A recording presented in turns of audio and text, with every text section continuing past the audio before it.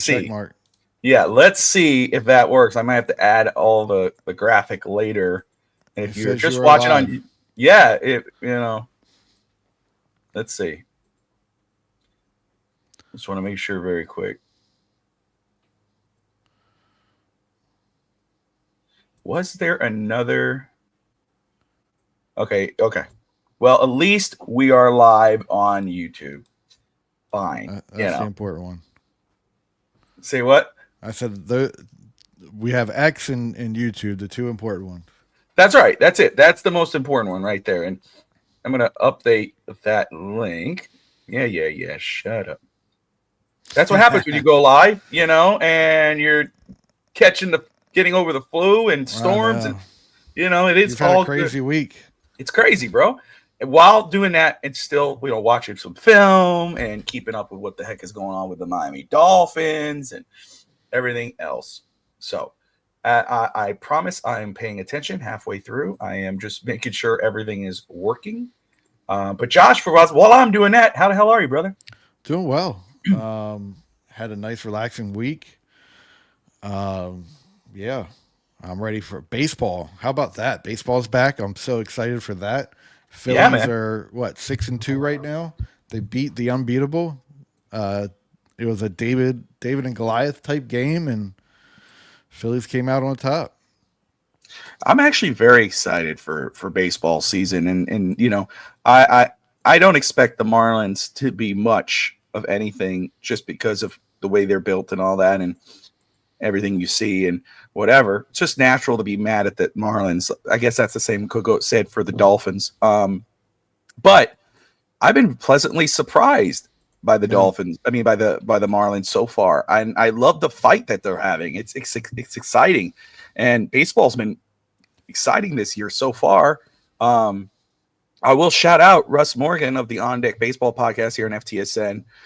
If you guys haven't yet, tune in. He's live on Wednesday nights at 7:30 Eastern, and going forward, I think every other Sunday, starting today, he'll be live talking baseball. And he's a Yankees fan, but he covers everything MLB. So could be talking about the Phillies, could be talking about the Marlins, the Mets, and all that.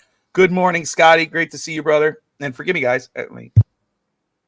If my voice starts to go, it's not because anything else other than I've been sick and I'm dealing with that. But so much to talk about, man. Miami, Yeah. talking about the Dolphins. As we get closer and closer to the NFL draft, and a lot of interesting tidbits here and there. But the ones that I was most intrigued by, yeah, right. Well, there's one. Let's talk about that.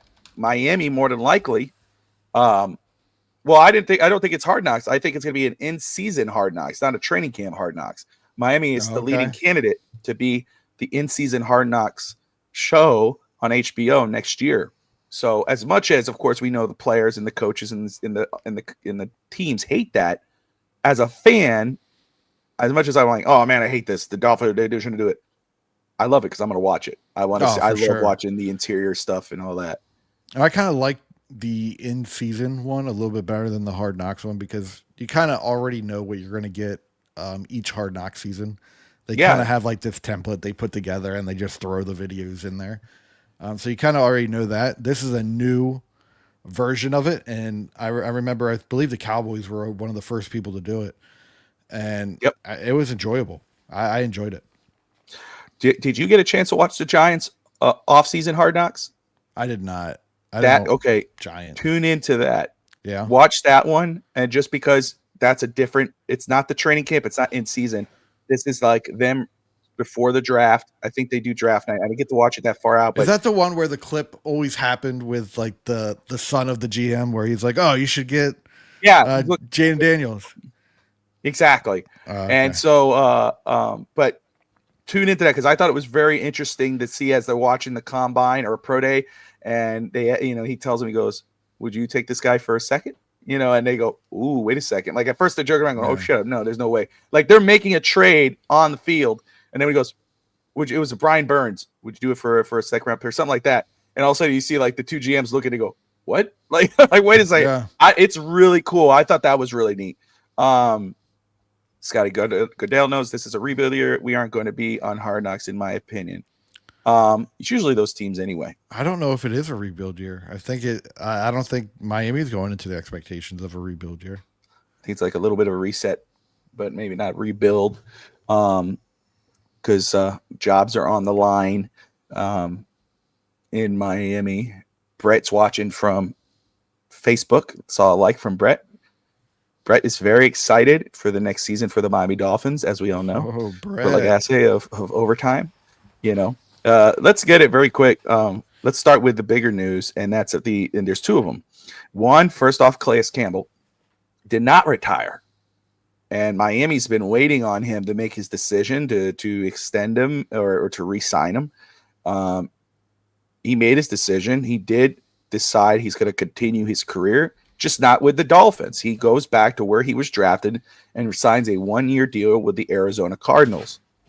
That's huge for Miami, even though you're like, oh, dude, he's going to retire eventually. Who cares? But no, that's big because now Miami is really lacking at D tackle next to Zach Sealer at the Yeah. D line. So what happens now is Miami, because of Calais Campbell, locked in on DT at 13. We're going to talk about that. Miami did meet. They've met with several DTs now. And we're going to talk about the Texas defensive tackle Alfred Collins today. That's one of the guys they met with. And then the other big news came yesterday, where Dolphins left tackle Teron Armstead, who's been with Miami for 3 seasons, one of the top tackles in the NFL. He has decided to hang it up. He is going to retire, and now Patrick Paul is your heir. He was the heir apparent. Now he looks to be the next starting left tackle for the Miami Dolphins. So Miami will move forward with Patrick Paul at left tackle. A lot of Dolphin fans seem to be under the impression that Miami might still consider a offensive tackle in the draft, where I think if they were, it'd probably be later on in the draft as depth, and they're going to roll out with Patrick Paul. May go with a guard later on in the second round, maybe for someone who could play that position. But anyway, you're hearing that. Which announcement or news is more concerning for you, Josh, outside looking in? The deep tackle, Calais Campbell not being there, or Teron Armstead retiring? I mean, I wouldn't put like a high alert on either one, because, well, I mean, if I had to put like a higher alert on one, it would be Calais Campbell, just because what do I do now at that position? But Teron Armstead, you kind of already protected yourself against that with Patrick Paul. So I just don't know that I'm too concerned with either one. I feel like you can plug someone to play left defense end. You can find someone to fill that role. Probably not as great as Calais Campbell was, because Campbell was great last year. Like, he was making plays. He was a playmaker for your team. It kind of solidified that defensive line for you. But I'm honestly not too concerned with either one of them. Yeah, you did say that before the show, and I'd love for you to elaborate why to the audience, because you said you were looking at the O-line, and you're like, to be honest, Yeah, you're not that, you kind of like what you're seeing a little bit, or I I am. don't want to put words in your mouth, but talk about that very quick about the current Dolphins offensive line and what you're seeing. No, I pulled up the depth chart and I see Patrick Paul, someone I liked as a prospect coming in last year. I think he's going to develop well. I mean, we all know Liam Eichenberg. Ideally, we want to fill that role, have him be a swing interior guy that ideally he doesn't play much, but if he does, he can come in. Aaron Brewer played well last year. James Daniel is someone that I really liked coming out years ago. Iowa guy. So he's got some toughness to him, which is something that everyone has wanted on this Miami offensive line. And then Austin Jackson at right tackle. I think there's really good pieces as a starting offensive line here, ideally. And as I mentioned before, if Patrick Paul is starting, I want kind of like a veteran guy to come in at left guard. But if we have to, we can have that rookie come in as well. But my concern for this offensive line is going to be on the depth. I Yep. would like to see some more depth on here, try and maybe pulling some more guys in to push some of these starters back a little bit. like the Liam Eichenberg. Can we find a right tackle that pushes Austin Jackson back so he can play like more of a swing tackle role? I don't know, but I'm not upset with this offensive line and currently how it's set up. No, I hear you, and I think depth is the bigger issue here for Miami, other than really the starters. And I think that's what Miami should be doing, and that's why I think more than likely, obviously, that starting left guard or right guard position is dire, right? I mean, whether that's a veteran guard or an early round right guard pick in the early rounds. But other than that, depth is the bigger issue for Miami, especially on the offensive line. I agree with Daniel about the depth for D tackle in this draft. You don't need to. I don't want to use the word reach for a defensive tackle at 13, because if Mason Graham is sitting there, I mean, hey, you're not reaching. You're snagging. You're stealing at that point. But anybody other than that, I feel would be a bit of a reach, not a bit of a reach, but just a little bit of a reach. I think you could get a guy at 48 and be good with who you got. Let me go ahead. What were you going to say, Josh? Would you be upset if Miami took a left tackle at 13? I'm never going to be. I'm not one of those guys who's going to sit here and blow up on everybody with your vision. Yeah. But would you be upset with how you vision this team should be built? Yeah, Miami should not be going after a left tackle. I agree. With the 13th pick. I 100% agree. Yeah, I feel like Patrick Paul is your guy. You took him last year with a high draft pick. You should be investing your time into Patrick Paul.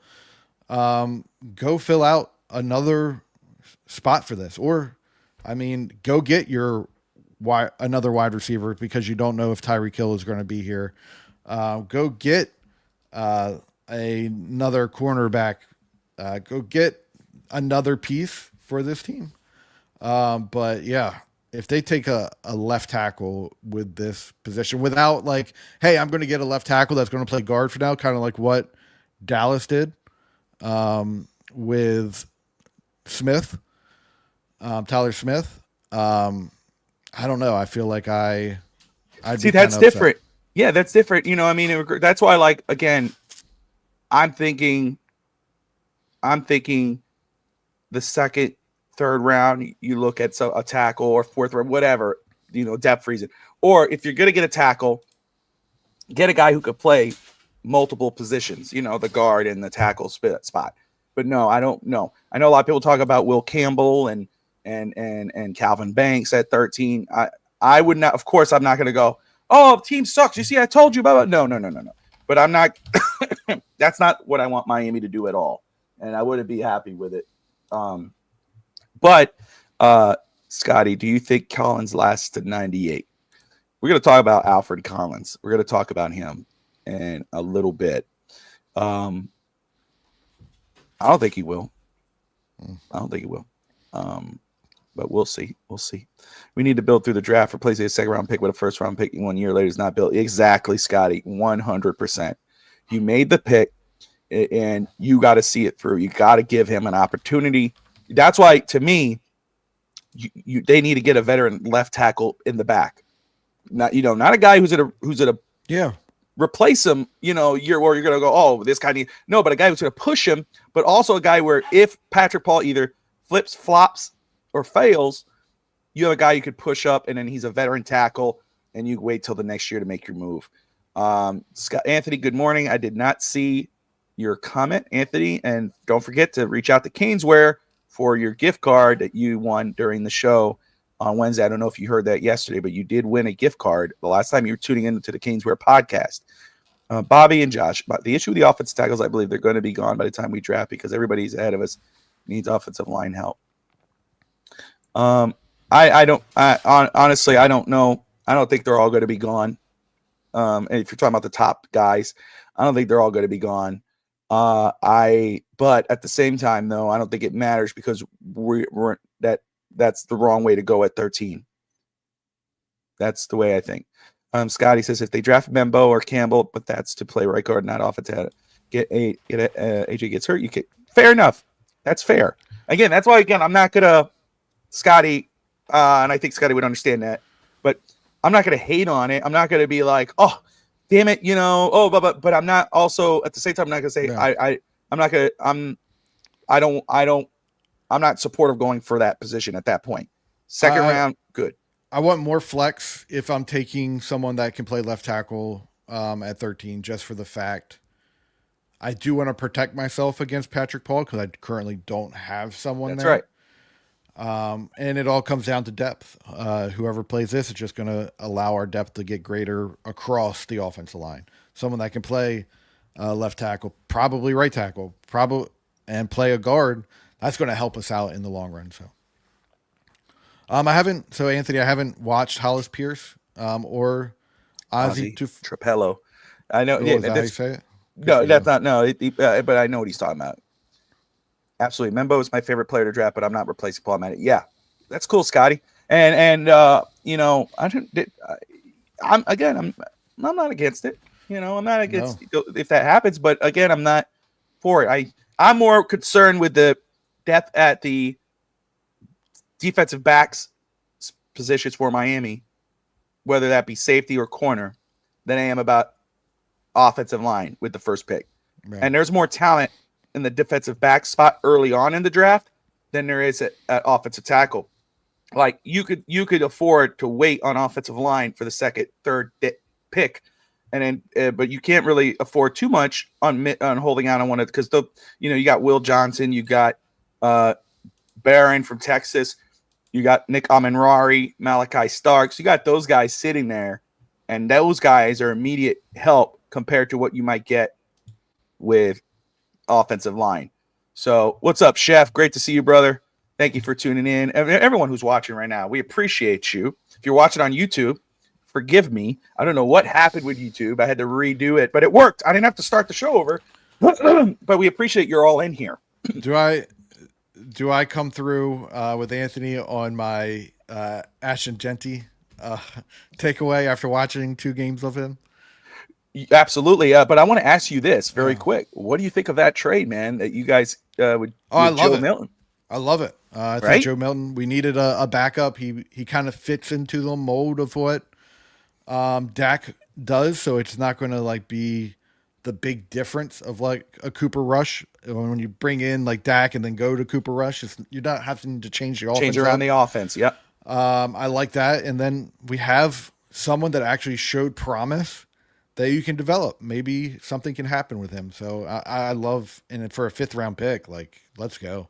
I'll take quarterbacks that showed promise in the NFL for 5th round picks all day. But 100%. Going back to the Hampton or Ashton Genty side of things, I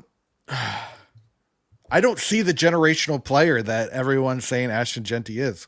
While I saw some breakaway plays and I watched the Oregon game and I watched the Penn State game, I wanted to go after the upper defenses that he played against. And I saw a lot, while he broke a lot of tackles, he's done that over his career. I also saw a lot of times where he just got touched with one hand and he just fell like a sack of potatoes. And how I was explaining it to Bobby before we went live was if he was in the Bijan Jamar Gibbs draft, I don't know if I'm taking him above both of them. I was a huge Jamar Gibbs fan. I was a little skeptical of Bijan, but I saw the talent there. But I don't like Genty. I'm not falling over myself to go get Ashton Genty. Maybe I need to watch more film, but that's also a concern of why do I have to watch more film to see it. And when I need to watch more of Hampton, I watched like a half a game of Hampton. I kind of soured on him because the first play that he had was a fumble, and I was like, but I need to watch more film of him because I didn't give him the honest ability to do that. I'm not drafting a running back now in the top 15 of this draft just because I didn't see it with Genty. I'm looking for something else. So again, everybody has first off, Chef, I appreciate you, man. Yeah, guys, everyone who's watching right now, if you're new to the channel, hit that like button, subscribe button. We appreciate everyone who's tuning in right now. do us a favor, hit that like button if you're willing. And I appreciate Chef. Chef, we got to get you on the show one of these days, brother. Get you on one of our Dolphin shows, man. Talk Fins and talk what you've been up to. No matter Elwood, no matter who we want, either will be gone by 13, or another team comes up to Dallas and takes our hearts and crush it. I will say, first off, 13 seems to be Miami's lucky number. And, they've gotten Laramie Tunzel. They've gotten Christian Wilkins there. And even if you go back and look at the history of the 13th overall pick, it's a lot of good players who were taken at that pick. So Miami's going to get somebody. They're going to have they're going to have options at 13, and not everybody's going to be happy, but they should come away with a very good player. I do see Scotty and Daniel's comments in here about possibly trading back. Look, that's another one. Miami's going to have that option, because what's going to happen with the quarterbacks of this draft? If a Genti is selected, if a Membo and a Campbell and a Johnson, and if as much as they get picked in the top 10, that's going to push quarterbacks down. Shedeur Sanders, who, obviously I brought up the Cowboys last week. They bring in Joe Milton. That kind of eliminates that, right? It should. So that pushes Shedeur further down, unless, of course, the Browns or somebody picks him up, which could happen. But if it doesn't, if he's sitting there at 13, that might cause a team to come up and call Miami and say, hey, I want to go and get him, because Shedeur, I've watched more film of him. I haven't sweetened him on him enough to say, oh, he's a first round pick, or I view him, or I would take him in the first round. But I feel a little better about him, and I think he had a very good pro day, and obviously but the Titans have now canceled meetings with him and Travis Hunter, and they're not going to do any more further visits with him. More than likely, that means obviously they've seen enough, but it means more than likely probably they're going to stick with Cam Ward possibly at number 1. So then becomes a conversation for 2, 3, 4, and further on. So if that occurs, then if Shedeur Sanders is sitting here, or Jackson Dart is really flying up boards, as some people would say, then that's great news for Miami, because Miami could trade down maybe 5 spots and still get a quality player later on in that spot. What were you going to say, Josh? No, I'm looking at the first 3 picks, and it's quarterback heavy, like need in those first 3 spots. Cleveland already has said they made a mistake Yes. When it came to the trade. So you don't just say you made a mistake and then not go get a quarterback.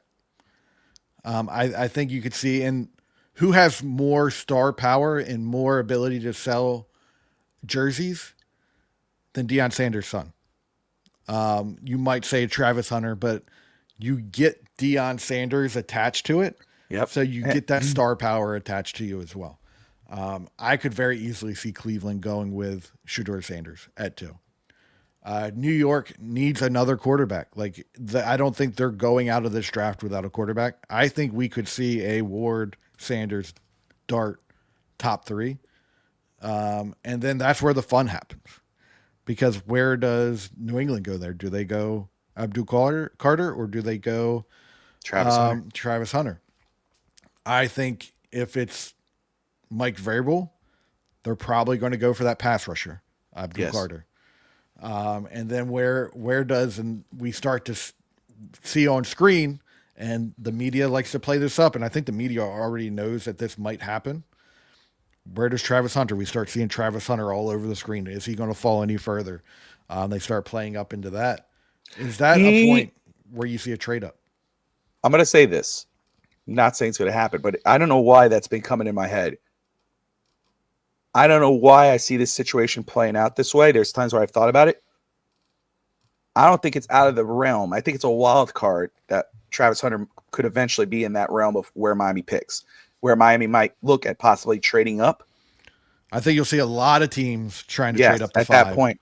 I just have a suspicion that it could be that in that type of situation, And I'm going to pull up a trade value chart here to see where. So at 5, it's 1,700 points. Yeah. Miami at 13 is 11. 1,100, 50. Right? 1150. Okay. Yep. 1150. So in order to get to there, you'd have to give up a future pick and probably a 2nd round pick. But then, see, here's the issue with that. Or you're giving up just a 1st round pick next year, and they might say, okay, let's go. if you truly believe in him. Yeah, And then you're getting, you're 2 for 1. What about a package that would send Tyreek and a 13 and something else to Cleveland for 4? Hunter sends Hill to Cleveland purgatory. Josh, and to answer when you look Anthony at Travis, real quick, oh yeah, that's what I was. Go ahead. Okay, to answer Anthony, as far as and I'll read it. When you look at Travis, do you see him more as an elite receiver, elite corner? I think he's a more developed receiver than he is a corner, but I think he can be elite at both spots. But that's the options he gives you. I mean, and Miami needs defensive back, and so I just have a thing where I don't know why that keeps coming up in my head, and I know it's not realistic because I expect Hunter to be gone, but I just have suspicion he might be close enough to Miami's pick where Miami might entertain a trade up to get him. And of course, nobody loves a splash like Stephen Ross and Chris Greer. And Scotty, right? He's going to play a lot. He's going to try to push to play for wide receiver a lot more than corner because that's where the money is. But I could see him doing both because that's probably where can get him a lot. But in this this team, he's a third receiver. Maybe a fourth receiver that comes in sometimes, and you just focus him on developing as cornerback, but you're also developing him, not playing him as much at receiver, and you're kind of getting the best of both worlds. Like, yeah, eventually he could push to, once Tyreek's gone, have a bigger role, but I kind of like, I'm more willing to give up a first round pick for a, what's his name? Can't think of his name right now. Travis Hunter than I am anyone else because he fits 2 roles for me, and fits them at a high level. So I'm probably more willing to give up those. But again, that's just hearsay. We'll see what happens. But that's the options that become available to a team like Miami or Dallas or whomever. As if those 3 quarterbacks go 1, 2, 3, like Josh is talking about, then that's going to push a lot of very good players in because then you got the Patriots. Yeah, because the Patriots could go and get the edge rusher from Penn State. And then again, you got Travis Hunter at 5 sitting there. And then what's going to happen with that? Because then now you got the offensive tackles to talk about. Now you got the corners. Will Johnson still at the board at that point. So a very good players that would be sitting there at 13 in that top 10 to 13 where Miami could go, okay, wait a second. Let's go up and grab this guy. Let's trade up to 10. Or let's trade back a few spots and still get a good player. Well, even so, if New England goes Travis Hunter at 4, that pushes down Abdul Carter. And then you're still having those conversations of, well, should we go up and get Abdul Carter? We have a lot of questions around our edge for the future. Hey, look, Jalen Phillips and Bradley Chubb are very good players, and when healthy, two of the best in regards of edge rushing, when healthy, but it's when healthy. And Jalen Phillips is going to come up on a contract year. Bradley just restructured, but we don't know how long that will be past the season. So this could be a situation where, like you said, where Miami fans go, why are we drafting an edge rusher? We have so many. We drafted Chop. You're not looking past next season. And it's then at that point, it is best player available. Chop and Carter back again. That's right. They played together at Penn State. Let's see, only Bobby and Josh. Let's be realistic. The college and NFL is different. I don't think he can play at the same time. He's going to have to choose one position. I think he could. I think his one position is going to have to be cornerback because he can play that, and then you can get him in some package deals at receiver. Exactly, a lot like what you saw with Dion back in the day. I think it can happen. Hester. Yep, definitely think it can happen.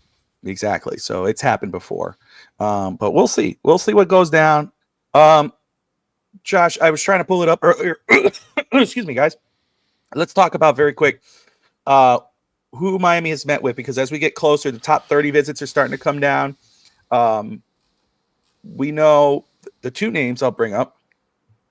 We talked about last week, Miami met with quarterback, oh my goodness, who is Tyler Shaw. Yeah. They went to his pro day, saw Tyler Shaw, but they met with recently, and this was confirmed by Barry Jackson. I read they had dinner with him. By somebody wrote there, I think it was Justin M or whomever, but Barry Jackson confirmed they met with quarterback Quinn Ewers of Texas. And so, which is very interesting because they keep doing their homework. They met with um, a few quarterbacks so far. We know they met with Dylan Gabriel. They've met with Tyler Shaw. They met with, I'm losing his name right now, the Alabama QB. And now, of course, they met with Quinn Ewers of Texas. So they're doing their homework on quarterback, even though they've still got Tua. They signed Zach Wilson. So this is intriguing. And having dinner with Ewers is very intriguing. Yeah. So before let's get into Ewers, but before we do that, can you let us know who Miami has met with so far in this draft process? So in the draft process, I'll go backwards and lead to like now. So during like the All Star time, they met with wide receiver Rock Taylor, linebacker Nick Jackson, defense end BJ Green the second, Louisiana Monroe cornerback Carlin Vigors, and then they also met with West Virginia outside linebacker Ty French. Then when we go into the combine, they're more formal interviews. They met with Penn State tight end Tyler Warren, Oklahoma State running back Ollie Gordon the second, Georgia safety Malachi Starks, Clemson tight end Jake. I hate how crazy names are. Bringing Stool. They also met with one of my least favorite quarterbacks in this situation, Oregon cornerback Dylan Gabriel. They also met with the Michigan cornerback Will Johnson, which I know was brought up in the chat earlier. Maryland defensive tackle Jordan Phillips, which would not be a fun name for Miami fans to have. Texas A&M edge Shamar Stewart. William and Mary offensive tackle Charles Grant. Texas tight end Gunnar Helm. Purdue offensive lineman Marcus Bimbo. Alabama safety Malachi Moore. Texas left tackle Kelvin Banks. North Dakota State offensive lineman Gray Zabel. Missouri offensive tackle Armand Membo. Miami wide receiver Sam Brown Jr. And that was in the formal interview times. And then we get into the pro day. Texas A&M defensive tackle Shamar Turner. Texas Tech tight end Jalen Conyers. Texas State guard Nash Jones. Texas quarterback, which we talked about, Quinn Ewers. Miami defense end Tyler Barron. BYU offensive tackle Caleb Etienne. And then in the All-Star, or no, that's, do we already? Okay, well, then we have the 30 visits. We have Penn State safety Kevin Winston Jr., Texas defensive tackle, which we'll get to in a little bit, Alfred Collins. Texas A&M defensive tackle. Is this a twofer? This is the second time they've met. Shamar Turner. Rutgers defensive tackle Keontae Hamilton. And then we have South Carolina safety Nick Imawari. So, yeah, and that's everyone that Dolphins have met with. So a lot of interesting names. Let's just, preface that by saying that not everybody Miami meets with means they're going to draft them. They're just doing their due diligence. So there's some names you hear there that you go, oh, wait a second. But at the same time, it's just doing their due diligence because a guy might fall there. Interesting name is Membo, right? Missouri. That's that offensive tackle that a lot of fans like. Can he play guard? That's a guy that you're looking at 13 if he's sitting there. So that's an interesting name. Yes, we remember Philip Merling. Cap, what's up, Cap? Always good to see Cap in the house. Appreciate you turning in as always, brother. Philip Merling, was he a defensive defensive lineman? Yeah, defensive lineman for Miami. Forgot what school he came from, but yeah, I remember him. So last week we were talking about, and this is going to throw everything off, the Jake Long conversation. Jake Long, Matt Ryan, and in the process of that, I don't know whoever was ever. Were you ever on Football's Future? No, not that I know of. It's a forum, huge forum back in the day. It's kind of like dwindled out a little bit. But on Football's Future, they used to do a forum long wide mock draft. So each team had their own fan base in there, and they would do a mock draft. So you would pick your team, you'd put together your whole entire coaching staff, your whole entire staff, front office together, and you would just, as a team, draft for your team. I eventually went to the Dolphins because I was like, oh, Dolphins have top pick. I want to be a part of that. And in that process, we took Jake Long because we felt like he was the best pick for the team. Yep. And then we also got a guy out of Delaware as well. That was pretty good. Joe Flacco that year. So, Oh yeah, you see, son of a, what could have been, yeah. But But that's been on my mind and wanting to say, and it popped up, so I just wanted to go there. that's Not cool. to throw us off, but yeah. No, that's cool. I will say I still think Miami made the right. I mean, not at that time. I think if he would have been healthy, I think people will still feel differently about it. But Philip Merling, what a good name to bring up out of Clemson. A name that just came to me now that I see Philip Merling was Jared Odrick. Does anybody remember him? There's another one. Penn State guy, yeah. That's right. Jared Odrick. We could just keep going down names to try to remember. I like Jared Odrick coming out. I did too. Yeah. I didn't hate on that pick. Now, again, the two names that I said let's discuss today were the Texas guys, and two guys that, they're not in discussion for pick 13. There's other guys that are going to be there, but we start talking about pick 48. I think pick 98. I don't have the Miami Dolphins draft picks in front of me, but those are the guys that I think that could be options at that pick. So, we'll talk, Alfred Collins and Quinn Ewers. Quinn Ewers at one point last year before was talked as a top quarterback, first round quarterback, maybe the number one guy. I remember seeing his name on a lot of quote unquote mock drafts, like, oh, Quinn Ewers number one. And, injuries hampered him. And now, we're talking him as a possible third round prospect, more than likely. And definitely sliding down the draft board just because of Shador and Cam and other guys like this. There was talk that he was going to stay in college for another year. There was Miami and there was some other options, but he decided to go pro. So it's intriguing that Miami meets with him. And so let's go ahead and discuss him. As I pull this up, 6'2", 210. Last year threw for 3,472 yards, 31 touchdowns, 12 INTs. Josh, Yeah. Miami supposedly had dinner with Quinn Ewers, which, that's an intimate type of situation where it's like, I really want to get to know you. This is not a pro day. This is not just, hey, come to the facility and let me give you a tour and let's talk and have a meeting. This is a dinner. So this is more intimate. So it's kind of intriguing. But as a player, I don't know how much you saw about him in college. I don't know how much film you've watched, but what do you think of Quinn Ewers as what he did in college in Texas and what he is as a prospect, potentially to be drafted maybe by the Miami Dolphins in the middle of the draft? Yeah, so the one thing I took away, and now that I hear like they're having dinner with him and things of that nature, is, well, maybe they're looking for that player that isn't much different than what you currently have, that could just slide in and not change the offense too much. Because when I see Quinn Ewers, I see someone that works heavily within timing. Like, he needs to be in a timing offense to get this thing going. He doesn't I feel like he has a stronger arm than what Tua has, but it's not the greatest. He's not great at deep passes. Like, it kind of falls in line with that. The biggest takeaway I took away was his accuracy. I felt like he never put his receivers in good situations.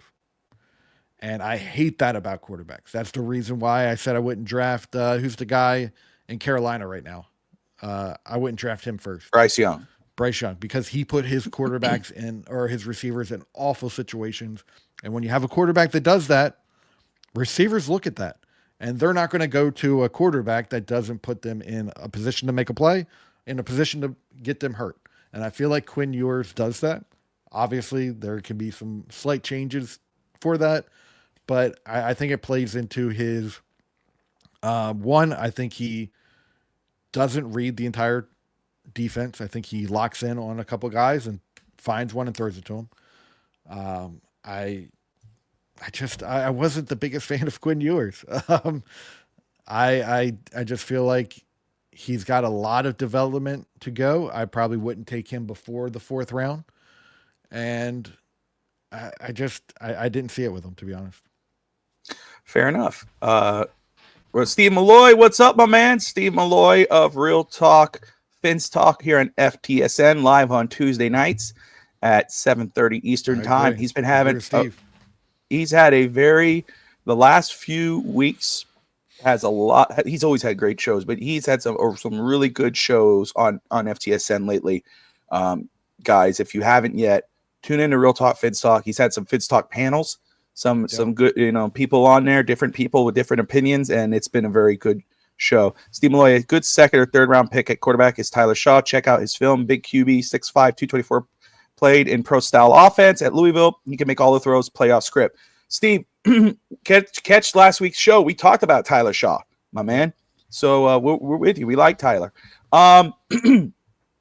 Quinn Ewers, again, like I said, and Scotty likes Quinn, and he said he's been a fan of Ewers for years, and stopped voicing his because fans hate him.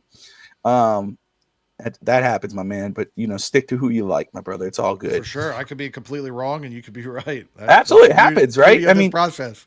I will say, I've always been intrigued by Quinn Ewers because of the different, the fluctuation of his career. Again, he was a top-rated prospect a couple seasons ago. You see him again, a first-round pick, a top overall pick, and then all of a sudden now we're talking about as a third or fourth round prospect. You say a fourth round and below prospect. I have a third round grade on him. I saw a guy just read it out. My notes there, gets the ball out with ease with decent look and flick of the wrist, can make all types of different throws from the sidearm to the over the top. I saw a lot of deep balls. I don't know if maybe it's that specific game I saw too, but there was one game, and there was a couple in the game I was watching too, where it was one of the playoff games, which he looked really good. But there was a lot of balls that was thrown right into the breadbasket of the receiver deep. And they dropping balls. There was a lot of drop balls in that game. I don't know what the deal was with that, but he's very decent on the move when the pocket's breaking down around him, and he shows very good accuracy when that happens, which is very good. But his decision making when the pocket breaks down could be a little bit of a problem. I saw what you just brought up. He has a problem staring down his primary target. He does not seem to read the field. He's looking at whoever the main guy that he's supposed to throw to. You could tell because he's watching him. I never see his head do this. He's always looking and then going to that guy. The only time he will have to improvise is when the pocket breaks down, and then you might see him move his head around and go. But I'll say it's one thing though too that I saw with him is that he does have decent pocket mobility. I mean, he could move around the pocket, maybe escape for maybe 5 to 10 yards. He's not the fastest. He's not going to, burn anybody. But that's something that I did see. I think for me, you don't overdraft him first, second round, but I'm a round ahead of you. I think a third round. I have a third round grade on him. I think that's a decent spot for a team possibly to go and get him. I just can't take him in the top 100. That's my opinion. But anywhere outside the top 100, I think could be a good spot for him. I'm going to keep beating my drum here of Will Howard. I think he's I haven't seen Kyle McCord as far as Anthony's asking and Curtis Rourke. But I will say Will Smith, you see him go through the progressions. You see him look at his primary target and then go back down and go back to between receivers. You've seen him go to the top of his where he currently is and win a championship. I'm a big fan of Will Johnson. Will Howard, yeah. Will Johnson. Yeah. Will Howard. I will say, Anthony, you're right on the money. That's what kills his chances, or the biggest concern with him for me is the injuries. He does have major injury concerns. And that's why I'm saying, like, you plug and play him, he fits the Tua completely. Like, injured all the time. Russ Morgan in the house. We just talked about you, Russ, earlier, man. Josh, this is the guy I told you about. You got to watch the On Deck podcast. You love baseball. This is your dude, bro. I tune in sometimes for sure. Scotty says, I kind of feel every quarterback in this class stares their receivers down. I really don't see any cerebral quarterbacks in this class that uses their eye manipulation against them. That's probably just me, but yeah, that's fair. I haven't seen a lot of that. I did see it with him. It was enough for me to notice. I've seen a couple quarterbacks on film where at least they're moving their head. Yeah, you Shador can even. see the progression a little You bit. see progression, yeah. But with Quinn Ewers, I didn't see a lot of that at all. Only when the pocket was breaking down where he had to make a play, where I saw him, he was forced to do that. But I did not see that when the pocket was safe, and he was always kind of like eyeballing them. But that meant, again, I think you said not inside the top 100. 98, I think, is in that error zone. So I think 98. Even though they're Miami, unless they're looking at the second half of free agency at the back of at the end of the draft at possible positions, Quinn Ewers at 98 is not, if unless they wait till the fourth round, I don't think is a bad option there if it happened that way. Let's go to his teammate. Let's talk about another guy there. Let's see if you feel a little bit better about him. Let's talk about Alfred Collins, 6'6", 332. Last year, 55 tackles, a sack, and a forced fumble. This is a big dude. He is a big dude. What do you think about this guy, man? First, I want to have a conversation of where do you see him playing at the next level? Do you know? Or do you have a spot for him? Because he is a big dude. He's lanky, though. He's got really long legs, short upper body, and long arms. I don't see him getting that many double teams. He's very often one-on-one with another guy. So that's what kind of throws me off a little bit. And while he makes some plays, I don't see a lot of plays like you can see here. How many tackles for loss did he have last year?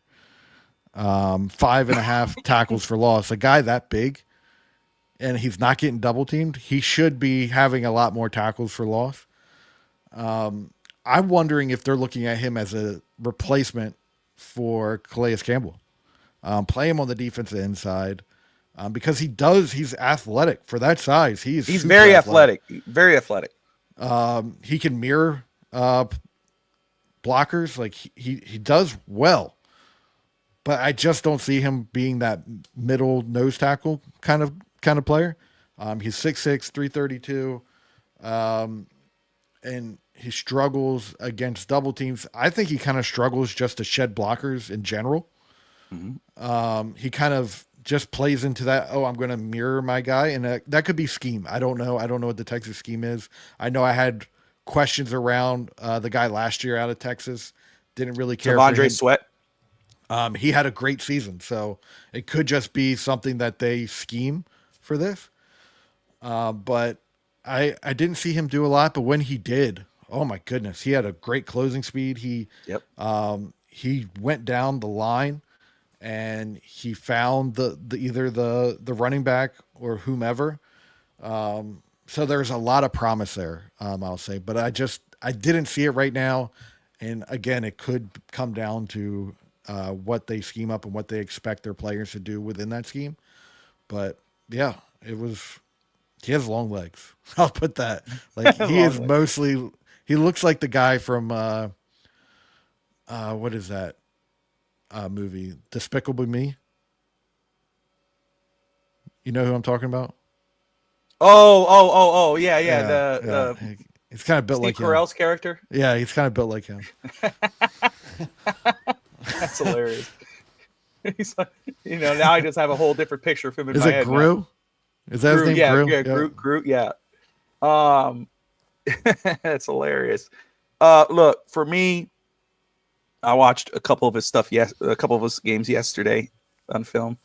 And first off, what stands out to me, again, is his size, 6'6", 332. Yeah. And I'm going to say you brought up another one that hit the nail on the head for me because I thought about that. Because Devondre Sweat in the last year in the draft process, I love his size, but I did not love his film.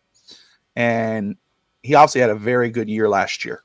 And so I kind of put that in perspective with watching Collins because there were some things that caught out to me that I was kind of like, and so like you said, is it scheme? Is it where, they're schemed a certain way where, hey, just do this, but just enough, but don't, you know what I mean? And kind of holding them back a little bit to keep it safe. But, and when they get to the pros, maybe they open up a little bit. Interesting question at the top. I think, he's a versatile guy. You could put him at edge. You could put him inside. 6'6", 332. He is an older rookie, though. He's 24. We talked about Tyler Shaw last week. This is an older rookie. I love his size. That's the first thing I wrote on here. Obviously, very good motor. Quick, on the move, quick off the snap. Plays very strong. Could be found manhandling guards with ease. I mean, I've seen him toss a guard or two. His technique needs work. There's a move where he does a spin. I see a couple spins, but it's kind of like a ballet compared to actually like a technique type of move. So he doesn't, that needs some work. And yeah, I'm not going to say, oh, he's too old to learn. No, he's not. He's 24. He's a rook. But that's going to need some work. I love what he does. I love what he could bring in for the run defense, the run game. His pass rushing skills, though, seem to be lacking. Seems to be an elite processor, can dissect play at guard, dissect a play in the guard formation before they break into a play. With his length and processing skills, he bats balls down for quarterbacks at ease. He did have a blocked field goal kick as well. He's not the perfect defensive line prospect, but absolutely can develop into a very good player, I believe, at the next level. And he's worth that second or third round pick. I do have a second round grade on him. I did like enough that I saw that I am okay with a 48 or a possible trade down in round 2 and grabbing him there. I think he would help fill that role up in a defensive line system that seems to be by committee. Yeah, I just don't see him playing that nose tackle. I think he's going to have to play opposite of Zach Sealer. I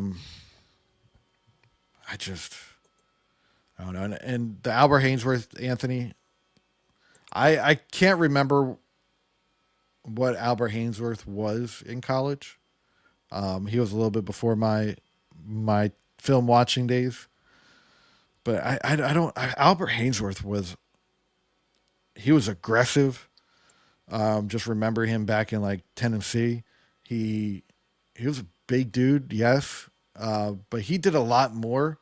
I didn't see the aggressiveness, the want to almost. I saw someone that just kind of like stayed around his blocker and just waited for something to happen until he saw like an opportunity and then he took it. I don't like players similar to that. I felt like he played very similar. Oh, and another thing that I saw was his get off wasn't that great. His off the snap wasn't ideal. He took a little bit of time to get off the snap, but when it all was together, like he was dangerous. So Josh and I for today, which is rare but not uncommon, not crazy, we're on different ends of the spectrum here.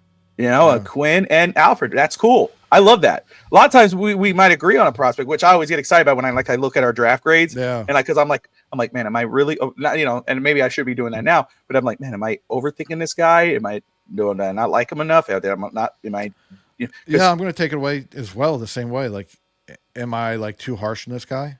Yeah, it happens, right? But when I feel like we're fairly similar in when we watch prospects, because there's times where I'll go to that, I'll put my grade in and I look at Josh's and it's like, or Josh will put his later and I go, oh, we think the same thing. We're on the same ballpark. So that's cool. But it is also cool though when we think differently, because later it is where we'll go later next year. We'll be like, oh, dude, you remember that guy? You were right about him. And, we talk about Braden Fisk. I will never let that down. MFers. I love MFers. Not that I hate on Chop. I don't. But Braden Fisk, man, damn it. The one weakness I see Bobby and Josh is he's not very heavy-handed for run defending defensive tackle. True. Elwood Hainsworth was the best D tackle in the NFL till he got paid. Straight downhill after. Have we ever gotten an update on Hainsworth? The man was needing like a kidney or something. No, I don't know. He was not in the best of health. I'll tell you what. Now that you say that, let's for those who are aware or not, don't forget. I mean, it's on my Twitter. It's on multiple Twitters. But former Dolphins fan of the year, Ian Berger, Big E, and shout out to him.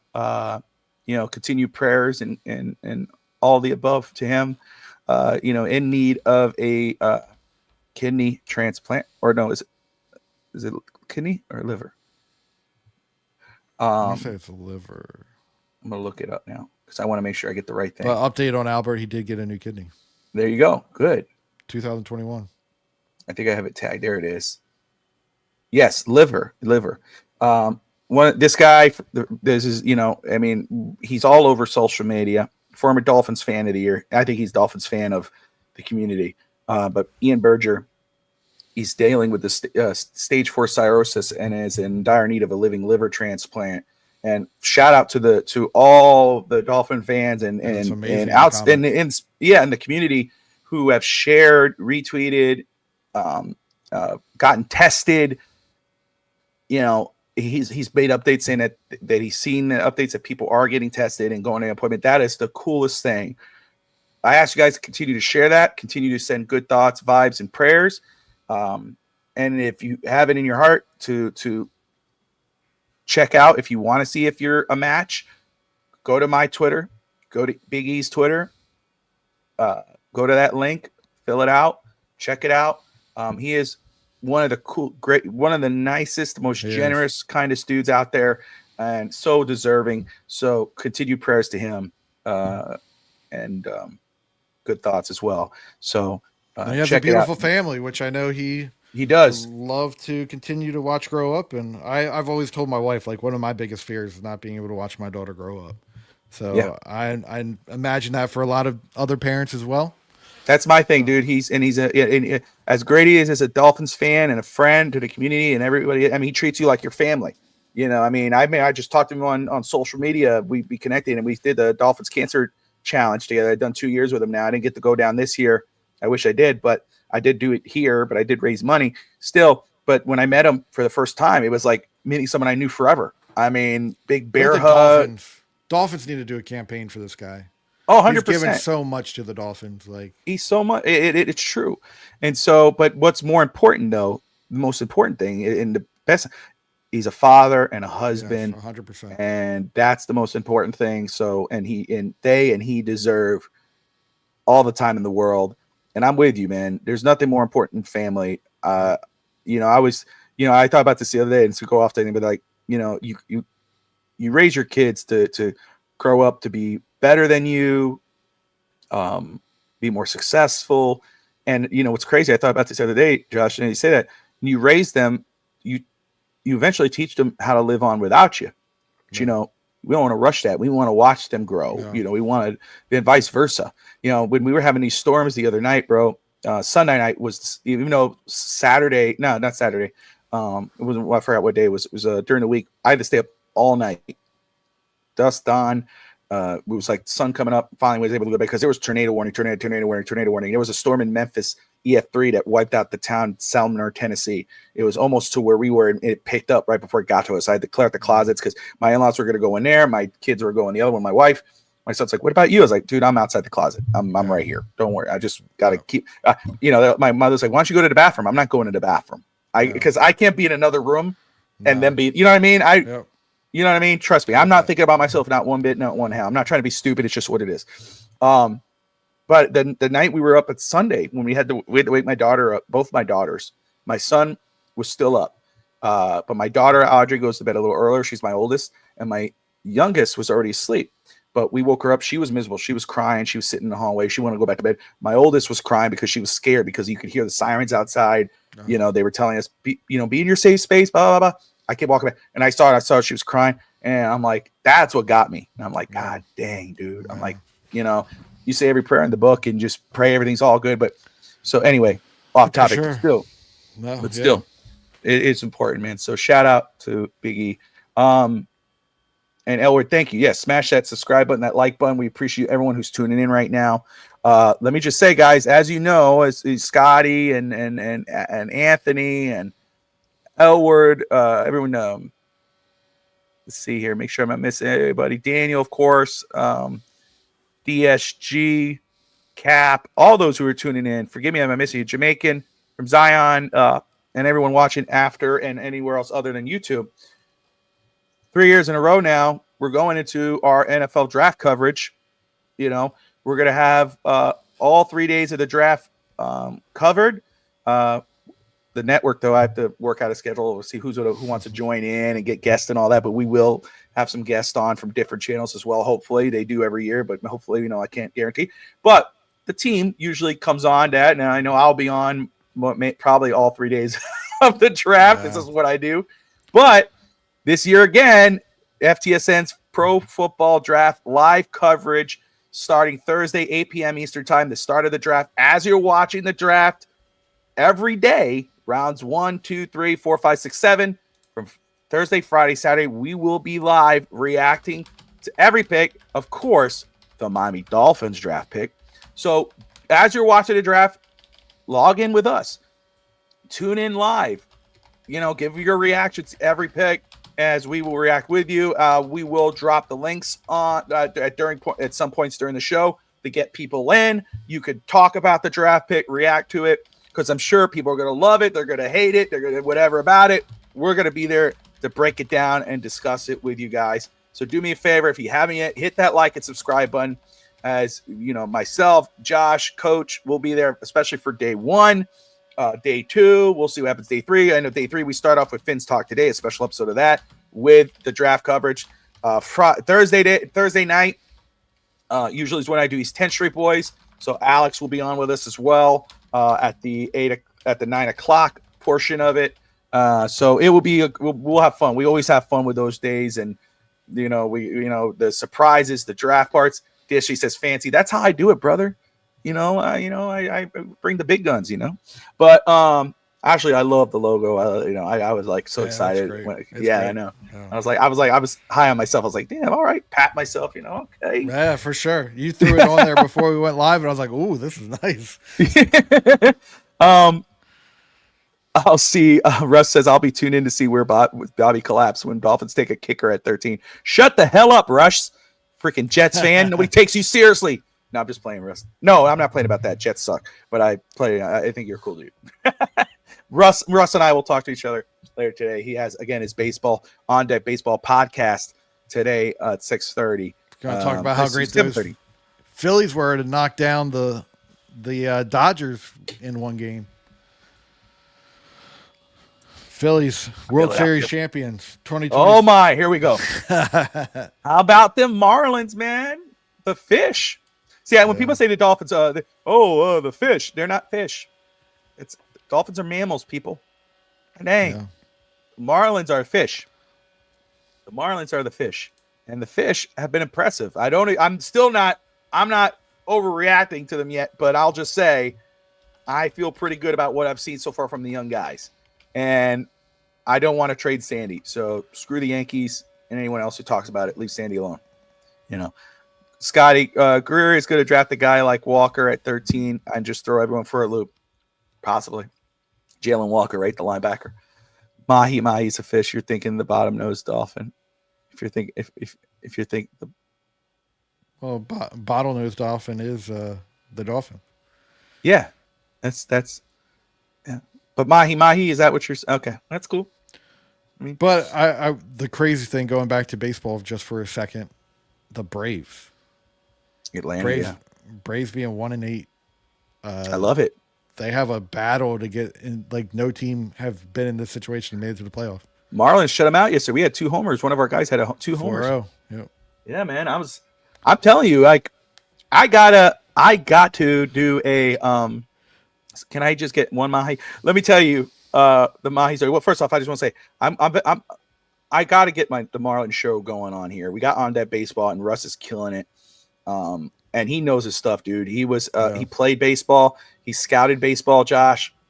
Obviously you football. He does baseball. His passion is college baseball, but he just loves baseball. I mean, and he's somebody where it's not if you say, oh, I know baseball, you start saying something wrong about baseball, he'll go, well, he gets his. But I remember when I was down there and I forgot what it was. I think it was a fan club weekend. Yeah, fan club weekend. And I started I was so stupid, they were like, oh yeah, Mahi. I was like, oh, what is this? It's dolphin. And I was like, what the I was like, the dolphin. I said, no, it's not dolphin. I was like, oh, they actually got me. It was hilarious. We had Miss Fins there, and my sister and all them. It was hilarious, but not funny for me. I thought it was dumb. Elwood says, "Go O's." We got some baseball fans here. Yeah, we got a little update on my half. Oh, My what's up? no, my school, like where I went to high school at, they've been drafting players into the MLB here recently. I'm Delaware. No one really knows much about Delaware. Small town in Delaware, and we just had a guy start. I can't remember his name right now, but he just started for the Blue Jays. We have a guy that's the third baseman for the Athletics right now. We're turning into a little, Oh, damn. yeah, a little pipeline for the There you MLB. go. There you go. I gotta pull his name up. Scotty says, "I'm a Torpedo Bat Team fan." Look, guys, I see a lot of baseball fans commenting on here. Hey, man, give Russ some love. Support the show. Tune in at 7:30 tonight just to say hello. And, Anthony says, "Bobby, do you know if Russ is going to cover the MLB draft this year on the channel?" I don't know that. I don't know that yet. I know, though, that if he did, he would kill it because he knows his stuff and he knows the players. So I don't know that yet. I'm open to it if we could figure it out. Coverage. Mason Fluharty. He's not in the rotation, but he's in the bullpen, and he started a game. That's the other awesome, day bro. Pitched That's well. so cool when you see people from your area or your school and, alma mater and they're growing. That's pretty neat. But anyway, oh, man, that's so cool. But, guys, yeah, baseball, man, it's been fun so far. I'm really pushing myself to watch more of it this year. Shout out to Russ because his passion for it got me going, and I've always loved the Marlins, but they're not like my thing. But it's hard to love them though because they're so damn hitting ass. But I've seen 2 World Series wins, and they were some of the greatest times. Them when the Heat championships. But baseball is a lot of fun this year. It's been fun so far. So tune in to Russ Morgan on Wednesday nights at 7:30 or possibly Sundays. He will be on live tonight. So tune in. There's my plug for that. But draft season kits, is coming. I mean, we're in it. We're getting close to the big day. So again, if you haven't yet, hit that notifications bell, the like and subscribe button. We do have all 3 episodes of the draft loaded, ready to go. So you guys could hit that notification bell for those 3 episodes.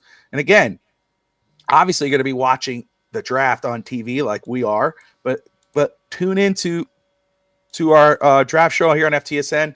Everybody will be on, most everybody, not at the same time. We'll have, a limited number of people on per stream because we just don't want to be clustered. But at the same time, though, you come on, watch it with us, react with us. We'll drop the link down. You come on, we'll shoot the crap, talk to see what we like about the pick, we hate about the pick, and just roll out from there.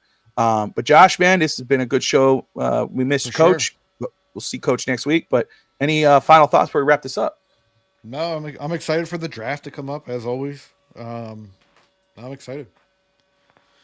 100%. You see, make sure I'm not missing anything here before we wrap it up. But I'm just waiting for Genty to go to the Cowboys so I could laugh at Josh. Hey, the last time we had that situation occur, I was very happy with that because I was not the biggest what's his name fan. Zeke? Our best player right now. Can't think of his name. CD? Edge rusher. Micah Parsons. Micah Parsons. Okay, sorry. I couldn't think of his name. I haven't had coffee this morning yet, as you can tell. I had to before I ran and got coffee. I was like, I've not had coffee. I'm on 5 hours of sleep. I remember I think we were on the show together, right? Yeah, I think so. Micah Parsons, and I was like, don't like him. And then he got drafted by the Cowboys, and I was like, we'll see. It turned out pretty well. So, hey, we'll see. Scotty says Cowboys will trade 12 to a team that jumps up for Johnson and take Genty later in the first. Hey, you don't know. That could be the case. I'm kind of hoping Dallas goes up and gets Travis Hunter. If the scenario happens that we're talking about. I could see it. I have a feeling like they could go a Colorado. I told you Shedeur Sanders, but I could see a Colorado player like Travis Hunter or Shedeur going into Dallas Cowboys. Or Abdul Carter. I'll take Abdul Carter as well. Well, then does that speak to the end of Micah Parsons because he's just a lot. But I hope Will Johnson is still on the board for us at 13.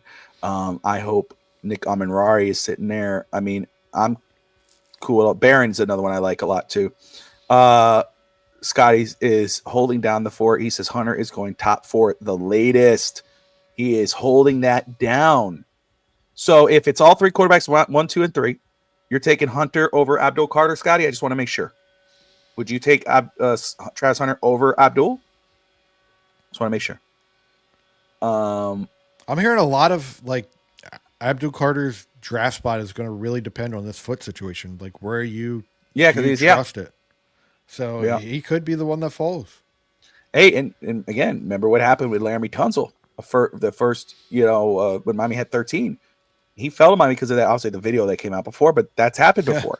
So Scotty says he would take Hunter over Abdul at 4 if that was the case. So fair enough.